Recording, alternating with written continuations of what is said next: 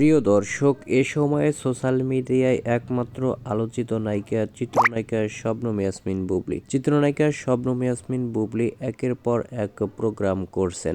আজকের চিত্রনায়িকা শবনম ইয়াসমিন বুবলী বিএফডিএ অ্যাওয়ার্ড অনুষ্ঠানে নৃত্য করেছেন। সেখানে বুবলীকে যেভাবে দেখা গেছে, এ যেন সত্যি এক ভিন্নধর্মী বুবলী। বুবলীকে এমনভাবে এর আগে কেউ রিপ্রেজেন্ট করতে পারেনি। বুবলীকে গৌতম সাহা একের পর এক নতুন লুক দিচ্ছেন এবং সোশ্যাল মিডিয়ায় সবার আলোচনা ট্রেন্ডিংয়ে রয়েছে বুবলী।